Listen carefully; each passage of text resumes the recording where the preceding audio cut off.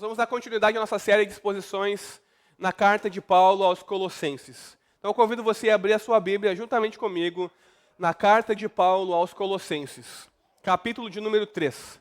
Se você não tem nenhuma Bíblia, se você não gosta de usar o seu smartphone, nós temos algumas Bíblias disponíveis ali atrás e você pode usar.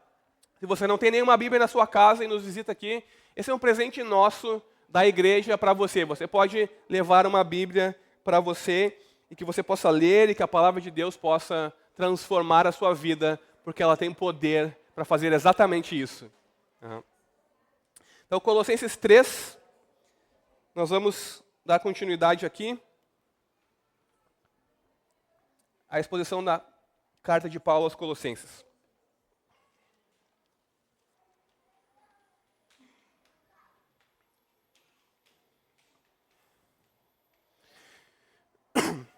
Diz assim a palavra de Deus, Colossenses 3, versículos 12 ao 17.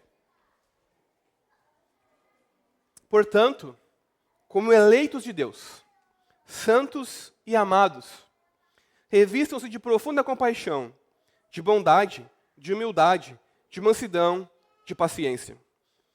Suportem-se uns aos outros e perdoem-se mutuamente, caso alguém tenha motivo de queixa contra outra pessoa. Assim como o Senhor perdoou vocês, perdoem também uns aos outros.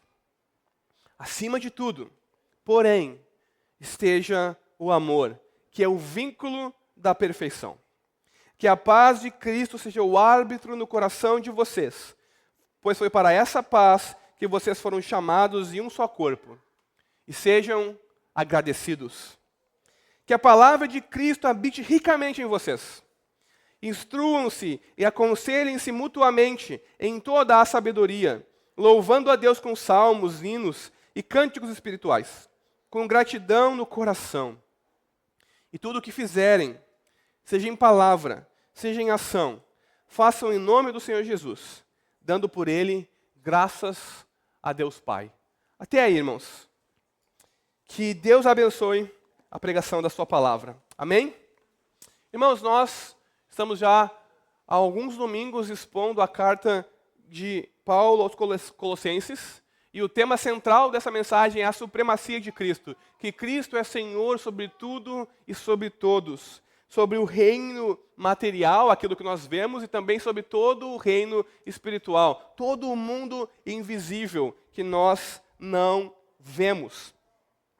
E nós temos visto a partir do capítulo 3, o que isso deve fazer na nossa vida, então. Se Cristo é Senhor, e se Ele nos transportou das trevas para o seu reino, e se Ele nos dá uma nova natureza, o que isso deve gerar de prático na nossa vida diária? O que isso tem a ver conosco na nossa vida diária? Quais são os efeitos na nossa vida? E na última pregação, 3 domingos atrás, antes da minha viagem, nós vimos como Paulo fala que nós temos que nos despir das velhas vestes que nós tínhamos, da nossa natureza humana, corrompida e caída, e nos vestir com as roupas que Deus está nos dando agora, quando entramos no seu reino.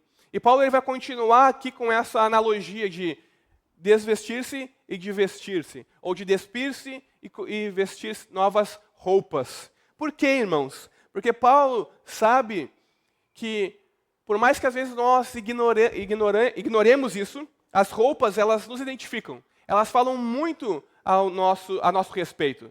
Nós podemos deduzir, e muito acertadamente, o caráter ou o que a pessoa pensa pelas roupas com que ela se veste. Ou nós podemos também saber no que a pessoa trabalha e naquilo que ela dedica toda a vida dela a partir das roupas com que ela se veste. Se eu mostrasse para vocês aqui uma foto de alguém vestido todo de branco e de máscara no rosto, nós automaticamente pensaríamos, é um médico ou uma médica. Ou se você visse alguém andando na rua com um casaco bem grande, no calor desse que está fazendo lá fora, com botas grossas, com um capacete e carregando uma mangueira, você pensa, só pode ser um bombeiro. As nossas roupas, elas nos identificam. Nós temos muitos militares aqui.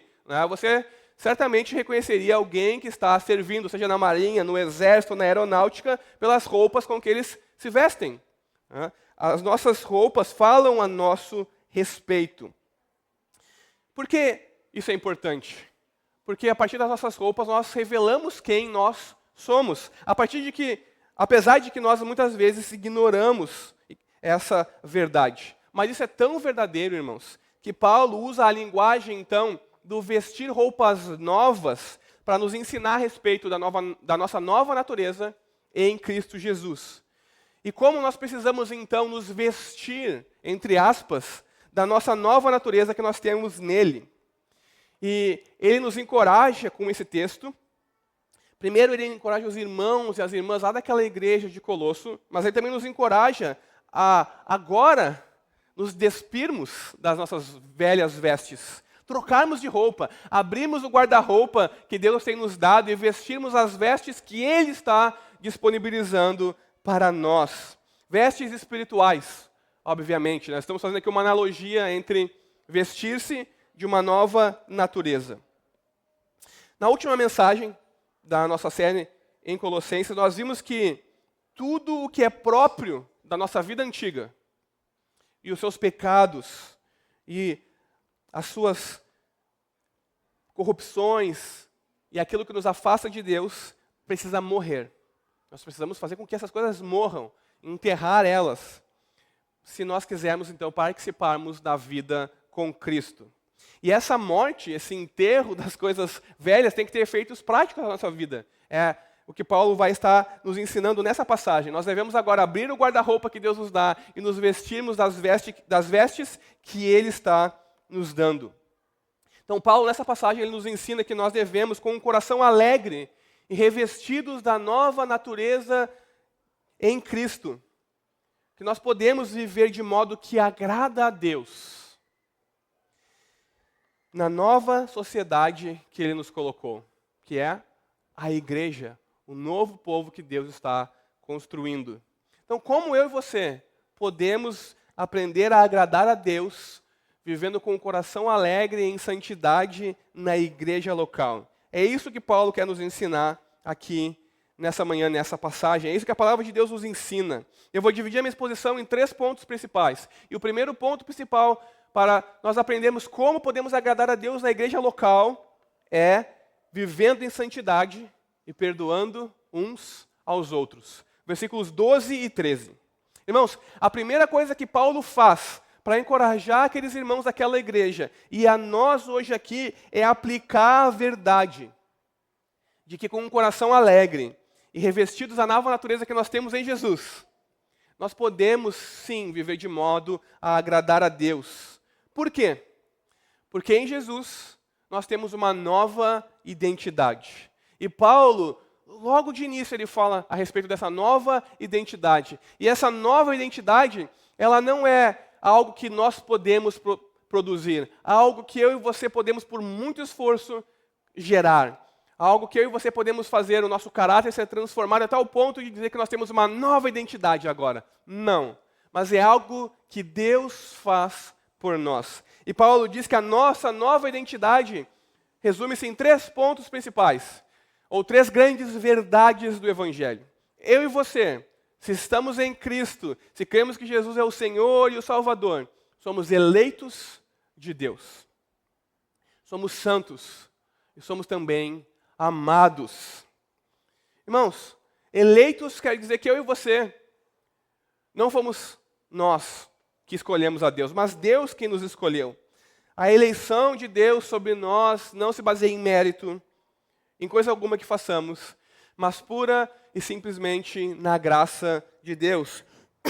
Deus não nos escolhe por causa de quem somos, do trabalho que nós temos, por causa do que fazemos ou o que faremos. Mas apesar disso, apesar de que nós somos malditos pecadores desde o ventre da nossa mãe, fadados à eternidade separados de Deus, porque nascemos em pecado, ou como diz Davi no Salmo 51, em pecado me concebeu minha mãe, ou seja, eu já nasci longe e afastado de Deus. Não é porque eu faço isso ou aquilo, ou porque eu deixo de fazer algo que eu julgo que Deus não se agrada, que Deus me escolheu. Não, mas é porque Ele simplesmente me escolheu, porque foi do seu agrado. E é por isso que nós chamamos a eleição divina algo pela graça de Deus. E um grande mistério, Deus nos ama. Sim, irmãos, eu e você. Ele nos ama a ponto de enviar o seu Filho e morrer por nós, mas porque Ele nos escolheu. E isso, se não toca no nosso coração, nós não compreendemos o que essa passagem bíblica, o que essa verdade bíblica está ensinando. Eu e você, pense um pouco a respeito, só dessa manhã, o que você já pensou de mal na sua mente? O que você já disse, talvez, por estar atrasado para vir para o culto, para o seu cônjuge? Como você já tratou mal os seus filhos? Pense, como talvez no trânsito, aqui em Rio Grande é bastante fácil, né? As pessoas não sabem dirigir muito bem, alguém se meteu na frente e você já... Coisas que brotam do nosso coração, só nessa manhã. Você não precisa nem pensar ontem no sábado, nem na sexta-feira, nem ir um pouco mais para trás. Irmãos, eu e você não somos escolhidos por Deus porque nós não pensamos assim ou porque fazemos dessa forma, mas porque Deus nos ama e age graciosamente para conosco. Então essa é a nossa identidade. Nós somos eleitos de Deus, mas não somente eleitos, nós somos eleitos para algo. E Paulo vai dizer que eu e você, a nossa nova identidade é também santos. Nós somos eleitos para a santidade. E ser santo aqui é ser separado do mundo. Não é ser alienado.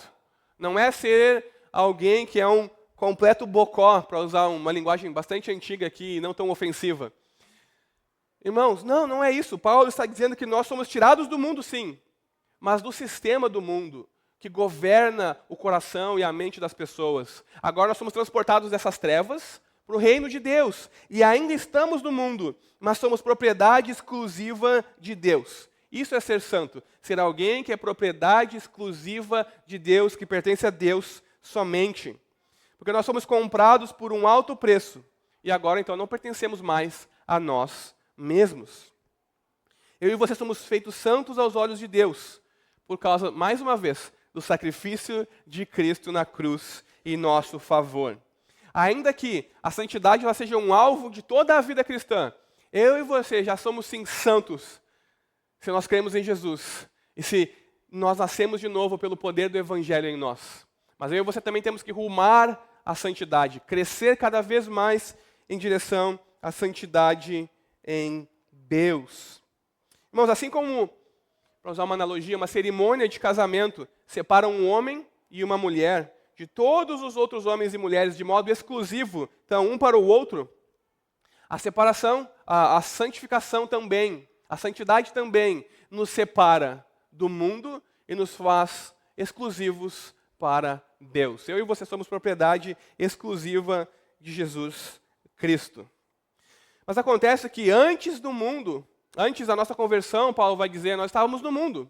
Nós não somos só eleitos e santos, mas nós somos agora também amados. Mas antes de nos convertermos, nós estávamos no mundo. Nós não tínhamos Deus, estávamos sem esperança. É isso que o Evangelho nos ensina. Estávamos perdidos, mortos nos nossos delitos e pecados.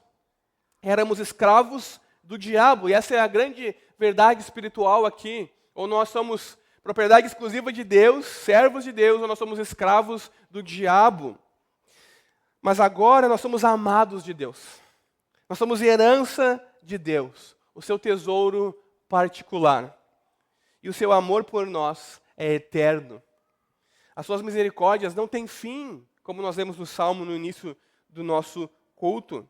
E o seu amor é revelado por nós, mais uma vez, de forma perfeita em Jesus e na sua obra de redenção em nosso favor. É por isso que Paulo pode afirmar tão claramente em Romanos 5:8, mas Deus prova o seu próprio amor para conosco, pelo fato de Cristo ter morrido por nós, quando ainda éramos pecadores. Vejam, Deus nos ama, que Ele morre por nós quando nós ainda éramos pecadores. E essa é a nova identidade que nós temos em Cristo. Eleitos, santos e amados. E por causa dessa nova identidade, que Paulo vai dizer que nós precisamos nos vestir com roupas novas. A nossa nova identidade de santos, eleitos e amados não condiz mais com as vestes que nós utilizávamos quando éramos escravos do diabo, quando não fazíamos parte do povo de Deus e quando estávamos em trevas. Então, por causa dessa nova identidade, nós precisamos nos vestir de forma diferente, com vestes novas. E a pergunta agora é, como são essas vestes que nós devemos nos vestir, então? Paulo fala a respeito delas, logo após mencionar a nossa identidade. Ele fala a respeito de 5 virtudes, ou 5 peças de roupas, para continuarmos na analogia, que eu e você precisamos vestir. Ele menciona profunda compaixão, bondade, humildade, mansidão e paciência como virtudes ou peças de roupas que nós devemos vestir por causa da nossa nova natureza. E o interessante é que Paulo está pensando aqui em Cristo o tempo todo, na supremacia de Cristo, no poder de Cristo, que todas essas virtudes, se nós olharmos bem e lermos bem a nossa Bíblia, nós veremos elas por excelência nos evangelhos, na figura de Jesus, o homem perfeito. Irmãos, Jesus tinha compaixão das pessoas e curava elas, não é verdade? Ele estava lá cansado de tanto trabalhar, de tanto pregar o evangelho, mas ele via uma multidão e ele ia lá cheio de compaixão e pregava mais um pouco e curava elas e abençoava elas. Lembre-se daquela passagem onde ele teve compaixão das pessoas que elas estavam famintas, estavam com ele há alguns dias. Então ele faz um grande milagre e as alimenta porque ele tinha profunda compaixão por aquelas pessoas. E ele tem também profunda compaixão por nós.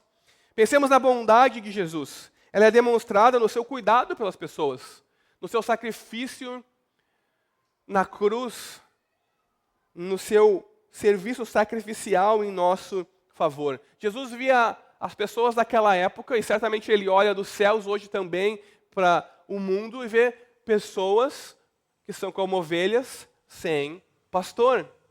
E ele se compadece delas, porque ele tem um coração bondoso e ele quer que elas façam parte do seu rebanho, do seu pasto. E, na verdade, ele as chama e elas ouvem a sua voz e vão até ele, porque ele é o bom pastor.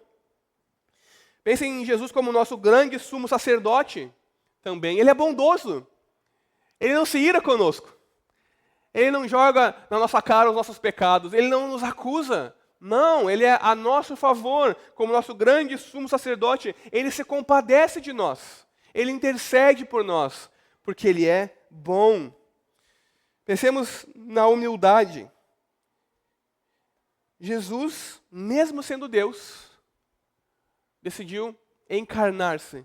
E não há exemplo maior de humildade do que esse. É como se eu e você nos tornássemos uma formiguinha insignificante. E depois viesse algumas das nossas crianças correndo, que bonitinha! E transformasse a formiguinha em 20 partes diferentes, que não são mais uma formiguinha. Jesus encarna e se humilha. Ele não só encarnou e se humilhou, mas ele viveu como alguém simples e humilde, alguém que trabalhou arduamente e alguém que foi obediente a Deus e até a morte e morte de cruz. É isso que Filipenses 2 vai nos dizer. Não temos exemplo maior de humildade do que Jesus. Mas Jesus também era manso, irmãos. E mansidão é interessante. Mansidão, ela traz a ideia de um cavalo selvagem que precisa ser amansado para que a pessoa possa montá-lo. E isso é uma boa analogia de quem Jesus é e de como eu e você precisamos nos tornar. Jesus é manso, irmãos. Pensem em todas as vezes que os fariseus o tiraram do sério. Pensem em todas as vezes que os fariseus aprontaram com Jesus. Certamente, se nós tivéssemos uma pequena fração do poder de Jesus, lembre-se, ele é Deus encarnado. Ele não deixa em momento algum de ser Deus e de sustentar todo o universo pelo seu poder, mesmo estando encarnado. Irmão, se eu e você tivéssemos apenas uma fração, 0,00001% do poder de Jesus, nós agiríamos como Pedro e Tiago.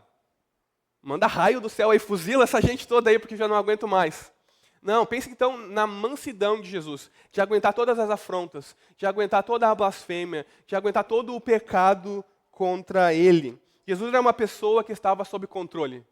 Ele estava sob controle de si próprio. Ele dominava a si próprio. Ele era alguém que não perdia as estribeiras, como um cavalo selvagem, que se nós tentarmos montar ele vai sair correndo.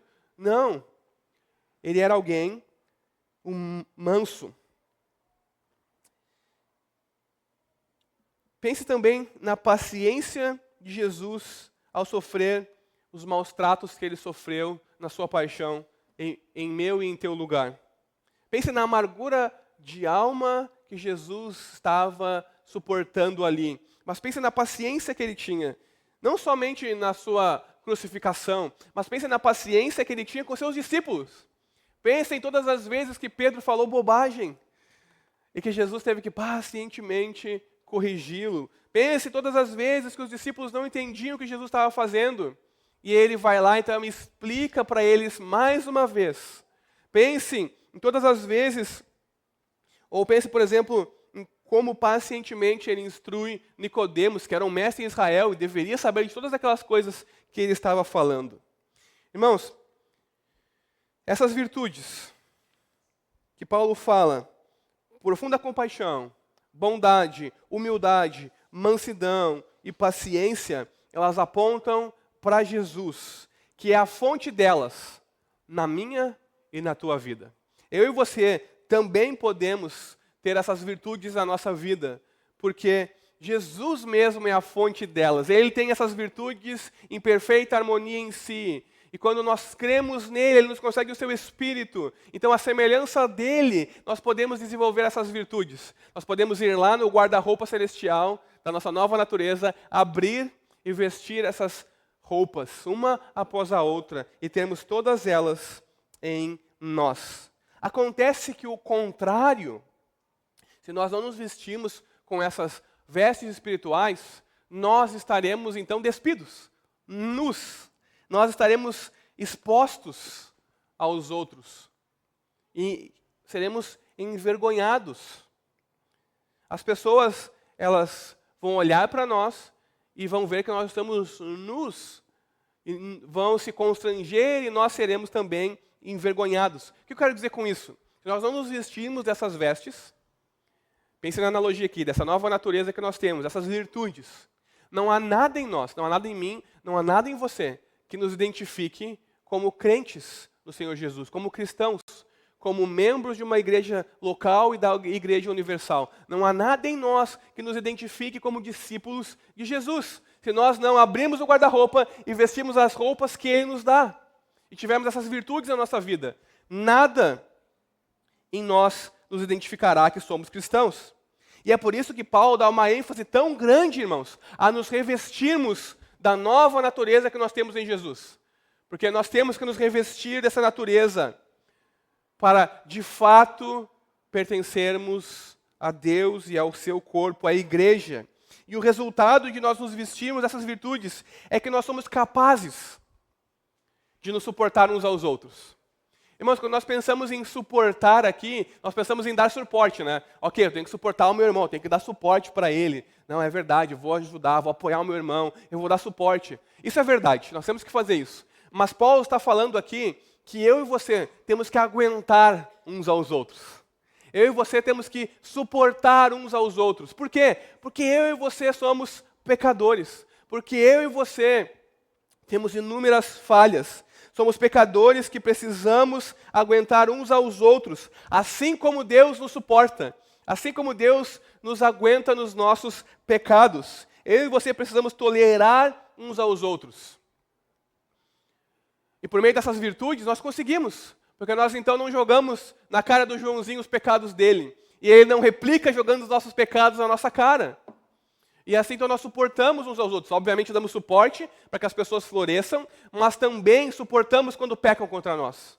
Também suportamos quando fazem o que é mal para nós. E outros vão suportar também quando nós pecarmos contra eles, porque essa é uma via de mão dupla. E nós vamos pecar contra outros, e outros vão pecar contra nós. Nós não podemos fingir que ao vestir essas virtudes, nós seremos perfeitos. Não, eu não falho, eu não peco.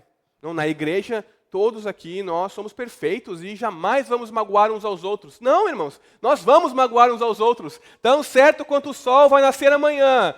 Se Deus não voltar e fizer novos céus e nova terra, eu e você vamos magoar uns aos outros. Eu e você vamos discordar e vamos dizer palavras duras uns aos outros. Mas eu e você temos que estar vestidos das novas vestes que nós temos em Cristo. Então nós vamos poder suportar uns aos outros. Por quê?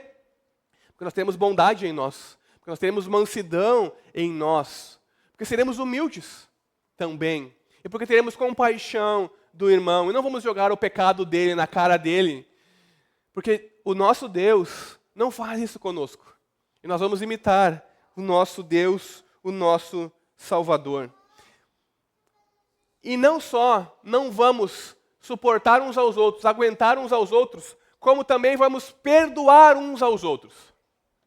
Irmãos, a verdade do Evangelho é que pessoas perdoadas perdoam. Se você tem algum problema de perdoar alguém, seja na igreja local, seja na sua família, seja o seu pai, não importa, irmãos, o grave pecado, não importa se você foi abusado, não importa se maltrataram você, não importa o que fizeram contra você. A verdade é que o Evangelho nos capacita a perdoarmos, porque nós recebemos um perdão tão profundo e tão grande que isso nos habilita a perdoarmos outras pessoas. Eu e você não podemos ser, lembre-se daquela parábola do credor incompassivo, ou do servo que não queria perdoar. Ele está devendo uma nota, uma versão atualizadíssima, ele está devendo uma nota lá para um oficial do governo. E o oficial do governo tem autoridade, né? Não vai me pagar, eu vou te prender. E ele começa a chorar, a suplicar, se atira, rasga suas vestes. Por favor, me perdoa, não tenho como te pagar. E aquela pessoa, cheia de compaixão, não vai fazer diferença esse dinheiro na minha vida. Eu tenho muito dinheiro, eu consigo administrar bem, eu consigo me safar sem esse dinheiro. Então, eu vou te perdoar. Vai, você está perdoado. Mas ele devia uma nota, irmãos, muitos e muitos dinheiros, como dizem os meus filhos. Ele devia muito dinheiro. E aí, na primeira oportunidade que ele vê alguém que estava devendo para ele, ele vai lá, agarra aquela pessoa pelo pescoço, cadê o meu dinheiro? Cadê? Cadê o meu dinheiro? Ah, tu não vai me pagar, é? Chama lá a polícia, você vai para a cadeia porque você não me pagou. Irmãos, aí aquela pessoa, aquele oficial, quando descobre que aquela pessoa fez isso, vai lá e manda ele para a prisão, porque ele foi perdoado de uma grande dívida, mas ele não foi capaz de perdoar uma pequena dívida. Eu e você não podemos ser assim, porque todo o pecado que cometem contra nós é uma pequena dívida, se comparado com o pecado que nós cometemos contra o próprio Deus, e o tamanho da ofensa que nós pecamos, que nós cometemos contra Deus. Nós não devemos ser como credor incompassivo, mas como Cristo, que mesmo na cruz diz, Pai, perdoa-lhes. Eles não sabem o que fazem. Pai, perdoa-lhes. Irmãos, eu sei que, e eu concordo com o C.S. Lewis quando ele diz que falar sobre perdão é muito mais fácil do que ir lá e perdoar alguém.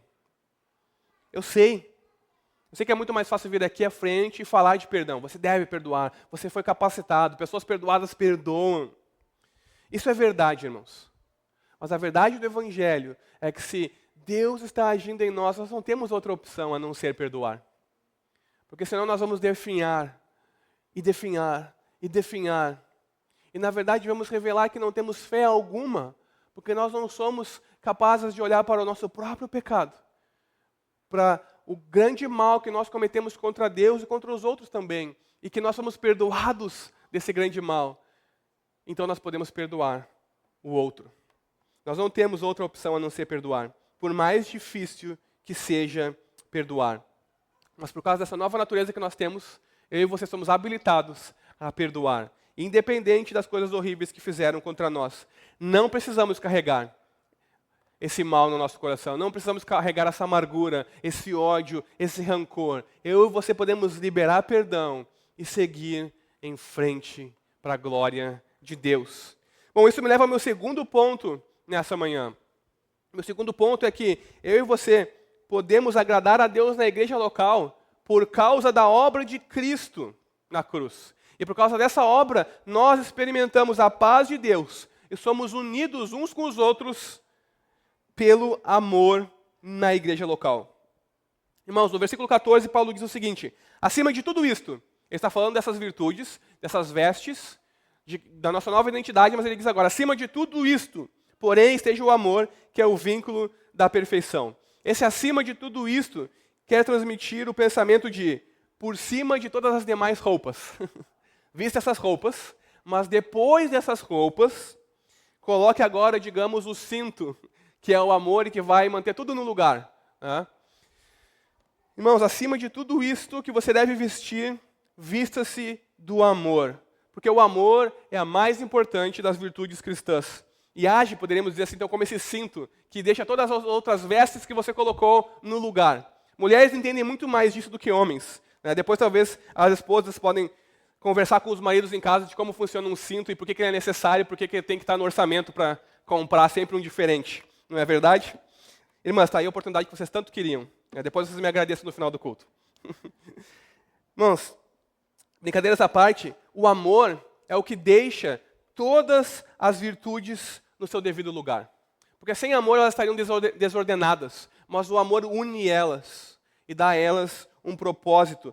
Porque as outras virtudes elas podem existir sem o amor, mas de forma desordenada. Mas então vem o amor e une elas como um cinto que prende as roupas no lugar. É o amor que coloca as virtudes juntas, para que cada um de nós, sim, você, eu, João, Maria, Pedro, Tiago, José, possamos agir de forma correta na igreja de Deus, no povo de Deus.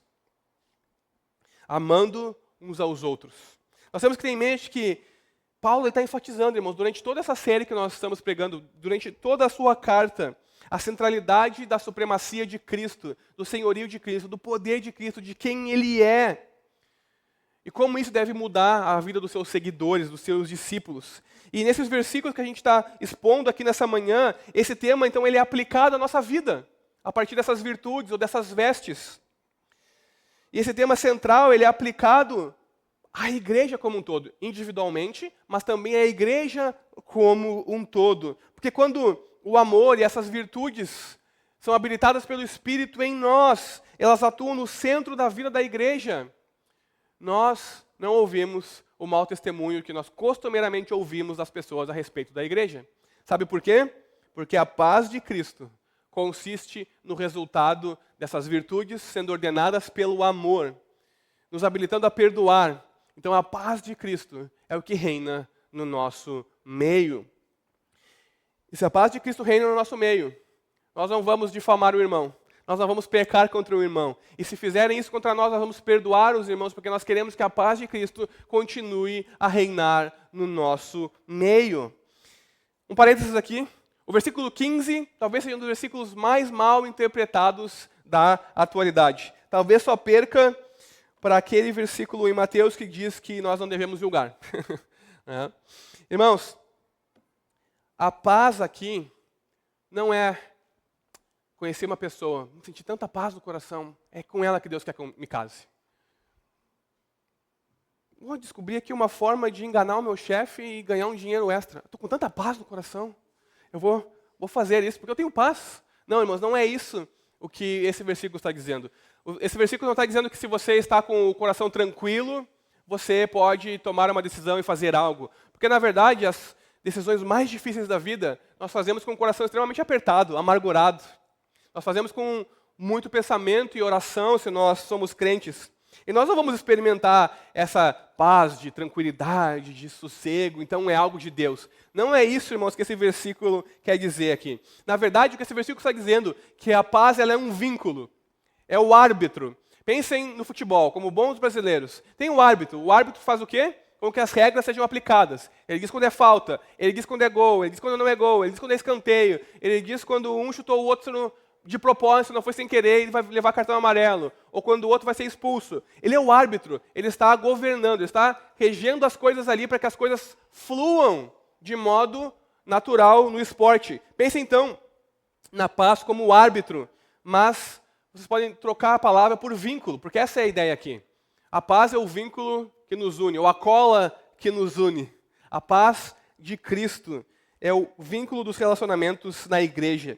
E essa paz ela é tridimensional. Ela é paz com Deus, ela é paz na igreja, e ela também paz no coração. Mas não essa paz de ausência de problemas, de tribulação, de ausência de um aperto no coração. Mas é uma paz de que, eu entendo que mesmo em meio a esse caos, mesmo em meio a tudo que está acontecendo, Deus está comigo. Deus é por mim, está fazendo todas as coisas cooperarem. Então eu posso ter paz porque eu sei que o meu Deus reina e está trabalhando para a sua glória e para o meu bem. Então, o que Paulo está falando aqui, todas essas três dimensões estão envolvidas. E Cristo então envia a sua paz para governar o seu povo, ser esse vínculo, o árbitro que governa o seu povo. E a igreja então, eu e você, permitimos que as nossas relações sejam controladas por meio da paz de Cristo. Então nós a experimentamos na nossa vida como igreja e na nossa vida diária. Se eu e você algum dia tivermos um problema um com o outro, nós temos que deixar que a paz de Cristo seja o árbitro no nosso coração, para que então os nossos relacionamentos sejam restaurados, que possamos nos perdoar mutuamente e vestir-nos constantemente das vestes que nós temos em Jesus. Irmãos, a paz de Cristo é muito mais do que uma opção a ser considerada. Não é algo opcional na vida da igreja, mas a paz de Cristo é uma necessidade, é um mandamento decorrente da própria vontade de Deus para nós, a igreja. Como promover então a paz na igreja? Como não sermos uma igreja em que um fala mal do outro? Como não sermos uma igreja em que um odeia o outro? Por mais que chegue cheio de dentes e sorrisos falsos, no fim odeia aquele irmão, que não gostaria que aquele irmão estivesse aqui. Como? Abandonando a nossa velha natureza, que se revela em ira, indignação, maldade, blasfêmia e linguagem obscena, como Paulo fala nos versículos 5 a 11. Nós temos que abandonar essas coisas e nos vestir, irmãos, das virtudes que Deus está nos dando. Sermos cheios de profunda compaixão, de bondade, de humildade, de mansidão e de paciência, suportar uns aos outros, perdoar uns aos outros. E fundamentalmente nos lembrarmos da nossa nova identidade em Deus. Eleitos, santos e amados. E obviamente sermos agradecidos, porque tudo isso não vem de nós. Tudo isso não é algo que produzimos, é algo que Deus faz em nós. Então temos que ser agradecidos pela graça e a misericórdia de Deus na nossa vida. Para encerrar, meu terceiro e último ponto nessa manhã: como podemos agradar a Deus na igreja local? Com Cristo e a sua palavra no centro. E usando os nossos dons para edificar, ensinar e aconselhar uns aos outros. Versículos 16 e 17.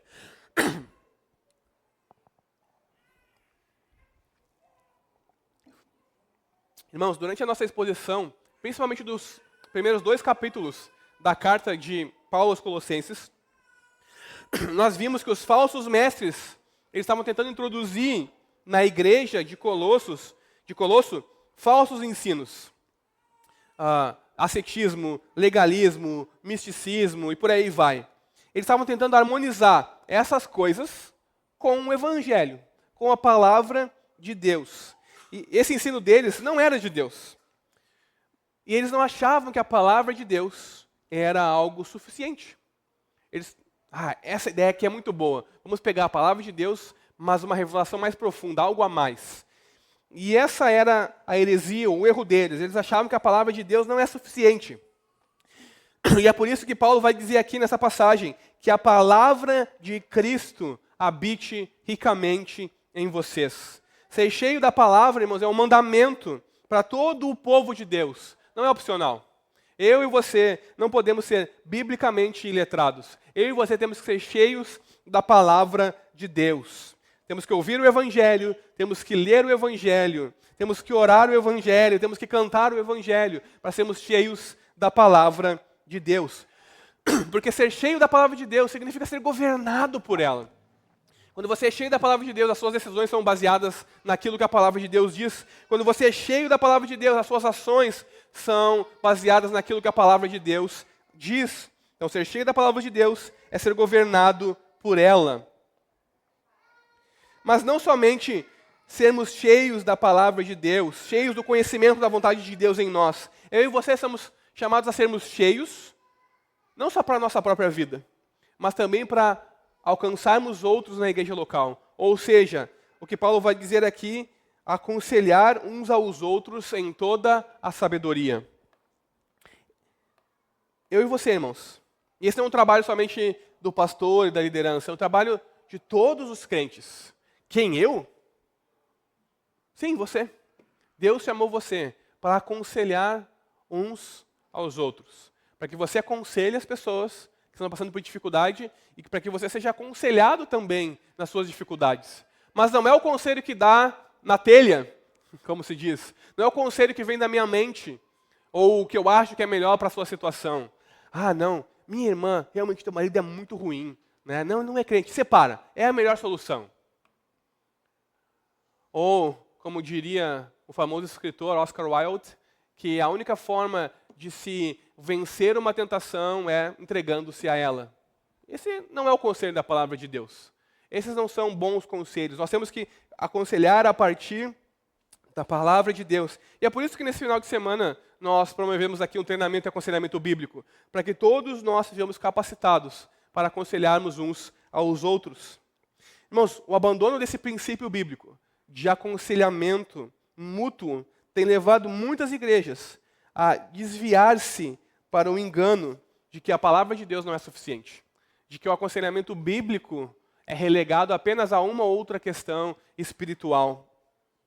E por causa disso nós vemos muitos e muitos cristãos doentes emocionalmente.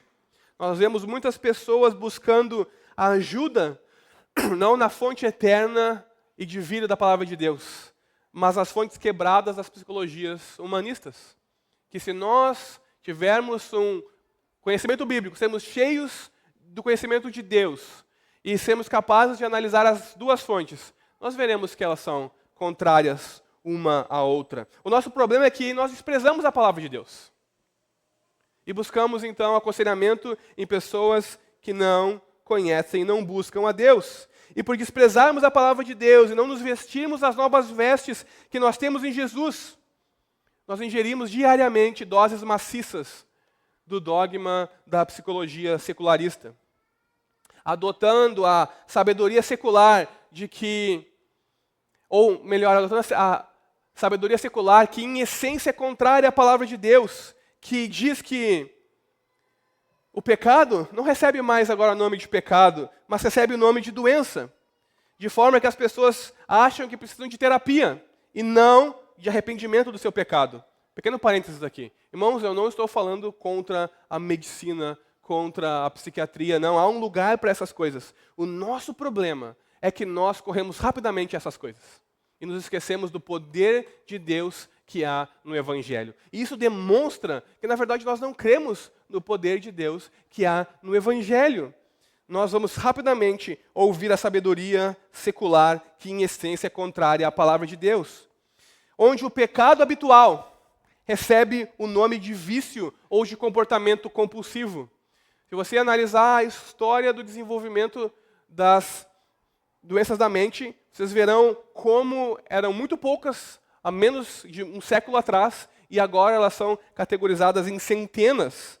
Porque todo tipo de comportamento vicioso ou todo tipo de comportamento pecaminoso, ele recebe o nome de vício ou comportamento compulsivo. Então, muitos presumem que a solução está em medicamentos, no cuidado médico, e não no poder do Evangelho para quebrar grilhões do pecado. Não no poder do Evangelho para transformar as pessoas. Não no poder do Evangelho que faz novas todas as coisas. Mas eu não estou dizendo para você parar de tomar o seu remédio. Não é isso. Eu estou dizendo para você confiar em Deus e orar a Deus e buscar o auxílio da palavra de Deus para a transformação duradoura na sua vida. Porque se você pensa que alguns remédios têm efeito, Deus tem infinitamente mais poder. A palavra de Deus diz que Deus pode fazer infinitamente mais, além daquilo que pedimos ou pensamos, segundo o seu poder que opera em nós. Então a Ele seja a glória, o louvor e a adoração para todo sempre na igreja local.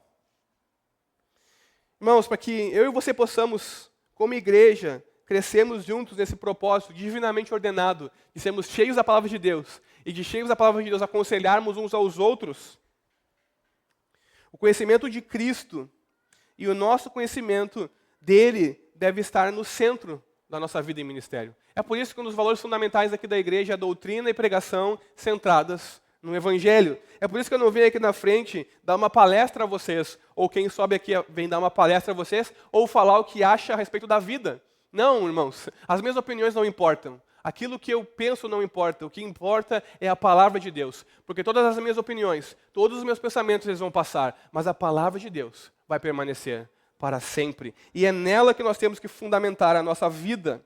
Então, esse estar cheio da palavra de Deus significa ter a nossa visão de mundo transformada, completamente moldada pelo Evangelho, para sermos capazes de discernir, então, o que acontece na nossa vida tanto as coisas boas quanto ruins, a partir das lentes do Evangelho. E também discernimos os problemas e dificuldades e tentações, não somente na nossa vida, mas na vida dos nossos irmãos e irmãs. E sermos capazes, então, de aconselhar eles com a palavra de Deus. Somente dessa forma a igreja avança. Somente dessa forma nós não vamos falar mal uns dos outros. Somente dessa forma, nos vestindo das virtudes, entendendo a nossa nova natureza e praticando o aconselhamento bíblico, porque somos cheios da palavra de Deus, a igreja avançará. E isso redunda em louvor a Deus, tanto no âmbito pessoal, quanto no âmbito corporativo. É por isso que Paulo diz para nós, então, entoarmos cânticos e hinos espirituais, louvarmos a Deus, porque essas verdades, de que Deus tem poder, está nos transformando, nos moldando, nos levam a louvar, um louvor que brota de um coração agradecido. Por que isso é importante, irmãos? Porque a maneira como vivemos faz diferença. A maneira com que nos vestimos faz diferença, por mais que nós ignoremos. E a maneira como nós vivemos a graça e o amor que temos recebido de Deus faz diferença. A adoração a Deus não é um fim em si mesmo. Eu venho aqui, adoro a Deus, saio daquela porta, viro uma chave não sei aonde e agora sou uma outra pessoa. Eu só volto no próximo domingo, se voltar, se não voltar 3 ou 4 ou 5 domingos depois, e eu viro a chave, então eu tenho um momento de adoração. Não, irmãos, não é isso. A adoração não é um fim em si mesma. A adoração deve conduzir à ação, viver uma vida de adoração em serviço a Deus, ser cheio da palavra de Deus. Aconselhar uns aos outros mutuamente, abrir o guarda-roupa espiritual e vestir aquelas roupas, e colocar o cinto, que é o amor, e ter elas todas bem ordenadas. A adoração, irmãos, ela não é realizada somente no nosso contexto aqui dos cultos da igreja, é o que você faz na sua vida, ela deve integrar a sua vida diária. A adoração não é só erguer os braços e cantar. Nós adoramos a Deus quando servimos uns aos outros, nós adoramos a Deus quando aconselhamos uns aos outros, nós adoramos a Deus quando somos cheios da palavra de Deus, nós adoramos a Deus quando nos vestimos das roupas que Ele nos dá, nós adoramos a Deus quando entendemos a nossa nova identidade. Tudo na nossa vida deve glorificar a Deus. A nossa oração a cada manhã deve ser: Senhor, tudo que eu fizer hoje, glorifique o Teu nome. Como na oração do Senhor mesmo, santificado seja o Teu nome. Então nós temos que usar os nossos dons, aquilo que Deus tem nos dado, a sabedoria que Deus tem nos dado, o tipo de serviço que Deus tem nos dado na igreja local, para edificar os irmãos, seja em palavra, seja em ação. Nós temos que usar o que Deus tem nos dado para a edificação do corpo de Deus, a igreja. A pergunta é, para encerrarmos, será que essa é a forma que nós estamos vivendo? Nós deixamos que a nossa nova identidade em Deus, como eleitos, santos e amados, molde a nossa vida por completo e tenha efeitos práticos no dia a dia? Nós nos vestimos com as novas roupas que Cristo nos disponibiliza ou nos contentamos de usar as nossas velhas roupas? Já estou tão acostumado com essas roupas aqui. Esse é o modo que eu sou. É assim que eu falo, é assim que eu penso. Vou continuar assim que está bom.